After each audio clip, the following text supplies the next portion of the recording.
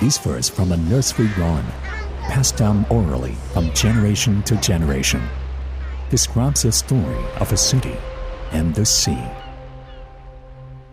What allowed this place, once a frontier settlement far away from the heart of China, to ultimately become a major hub of global maritime commerce? This seaport, which is located in neither the Yellow River nor the Yangtze River Valley, achieved astonishing levels of prosperity between the 10th and 14th century, unequaled anywhere else around the world, turning it into a legend of the East.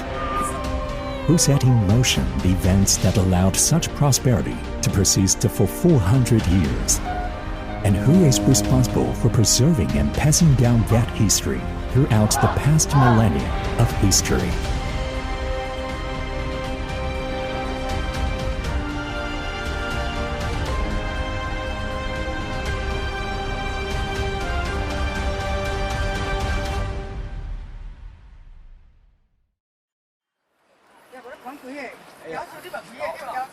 Normally, it takes only 8 minutes for the elderly women of Chaonan village to walk across this cross-sea stone bridge that was built at the end of the Northern Song dynasty. If the bridge was not there, the women's journey home would take 10 times as long. Just like the elderly women, the people of the Song and Yuan dynasties had great need for quick access across waterways. To address this problem, they built hundreds of massive stone bridges, setting off a bridge-building boom that would last 300 years, right through the era of greatest commercial prosperity.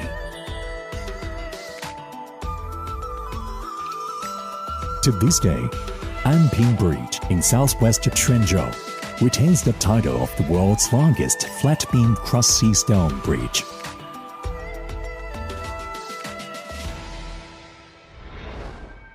However, what really astonishes researchers is that when you line up the directions indicated by each of these bridges, what you get is a massive land and water transportation network. This network ran along the docks in the harbor, through city and town markets, and the mountain area north of the city, reaching deep into the Central Plains territory.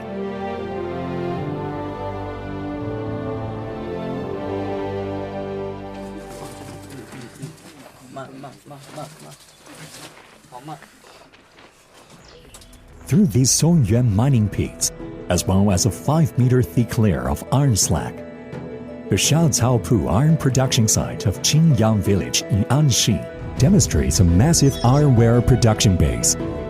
Additionally, there were also kiln sites capable of firing huge batches of ceramic wires dotted all over Quanzhou and the surrounding area. These batch production assembly lines, without exception, were all within close proximity to a main road used for transportation. This is a highly integrated territorial structure that combined production, transportation, and marketing. Was this brilliant orchestration of such large territory something that happened organically, or was it planned out intentionally?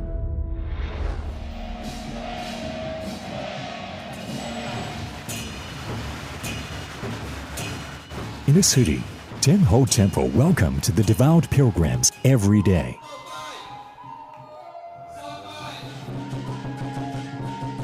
Outside the city, each time fishing folk went out to sea, they offered sacrifices to their sea gods. According to scholars, sea god temple used to be places for maritime merchants to gather and exchange information. Revering the sea gods was a way for the people to regulate industry, and it ensured the commercial regulations were respected and upheld. The words Gentleman of Trust engraved on the Zhengwu Emperor's pedestal signified an official government position awarded by the government to those who successfully solicited foreign merchants. During the Songyuan period, Zhouyi Mountain was a designated site for government officials to conduct religious ceremonies to pray for fair weather before sailors set out to sea. As for maritime trade, the imperial court's promotion of folk religion complemented the will of the state. All of these well-preserved relics serve as proof of how the state advances maritime trade and commerce. However, what truly marked the rise of Quanzhou as the empire's premier port for overseas trade was the Quanzhou Maritime Trade Office, whose site has recently excavated. The government office that used to stand on this stone and brick paving was a custom house for the Song and Yuan empires. Not only did this office generate wealth, it also helped the nation, whose civilization was founded in agriculture, to expand its mastery of commercial principles. Through this open portal, participants in maritime trade across Eurasia shared the fruits of commercial and cultural exchange.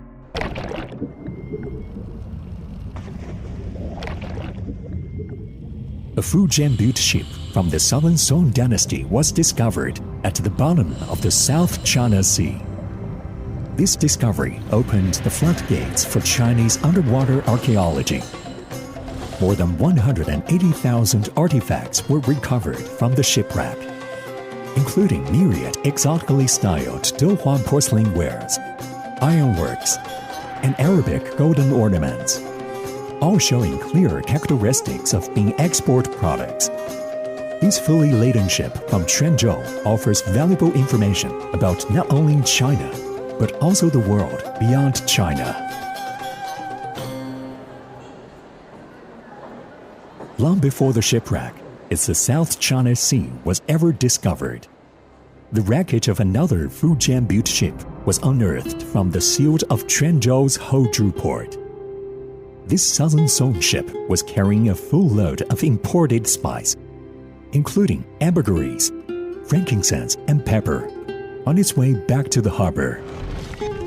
Why did this ship suddenly sink so close to the shore? What happened back then is still a mystery. Two cargo vessels of similar make heading in two different directions, carrying completely different cargo. The implication is that they were part of the same import-export commerce chain. According to the travels of Marco Polo, for every commercial vessel laden with pepper sailing towards the port of Alexandria in Egypt, there were 100 times as many heading to Quanzhou. In most overseas travelogues recovered from the Song-Yuan period, the most inclusive praise is almost always reserved for Quanzhou.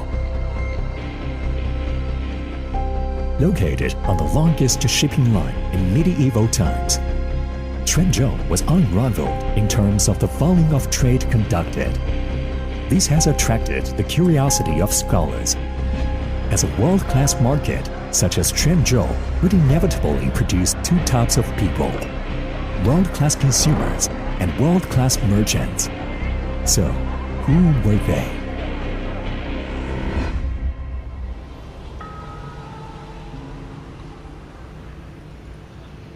Quanzhou's Tumen Street is not large as far as neighborhoods go, but its atmosphere and scenery can't be found anywhere else in the world.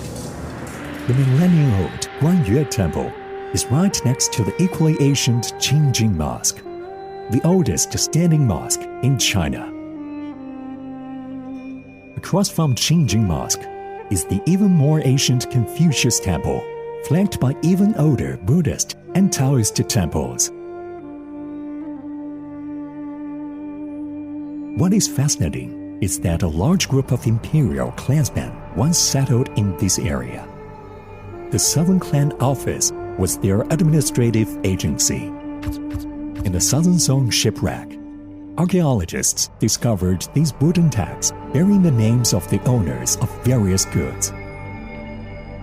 Among them is this tag with the character for Southern House written on it, referring to a member of the imperial clan of that time. However, the words on many tags show ownership by people from different social classes in Quanzhou. At that time, This was a global society where people of different ethnic backgrounds and religions lived in harmony. The people within this community came not only from泉州and the hinterlands of the empire, but also from Eurasia and many other foreign ports. Together, they built泉州's diverse commercially oriented social structure.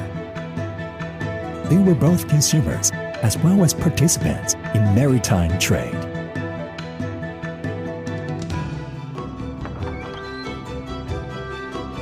During that era, in which almost everyone was involved in commerce, even monks in temples, out of their commitment to improving the welfare of the people, were actively involved in bridge and road construction and river dredging to build ports, and some even participated directly in foreign trade activities.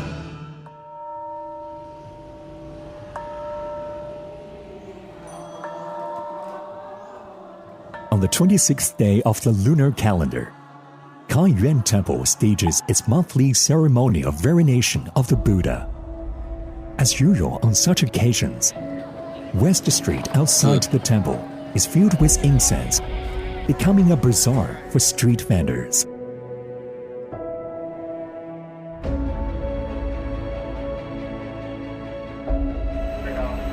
As imported stone material is unloaded from the ship by crane at Shihu port, the Chinese freighter named Zidong is preparing to head out to sea. Ancient docks leave behind memories of days past. The stone pagodas along the shoreline still serve as navigation markers guiding mariners home.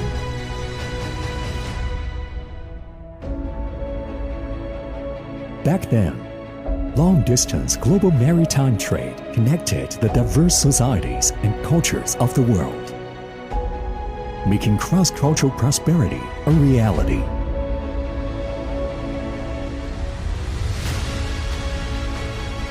Today, as the heart of the eastern terminal of the sea route,泉州's maritime voyages continue unabated. The fascinating city of泉州remains committed to advancing global maritime trade through inclusivity and accessibility. The exchange of civilizations that began along the Asian maritime Silk Road continues in this new era.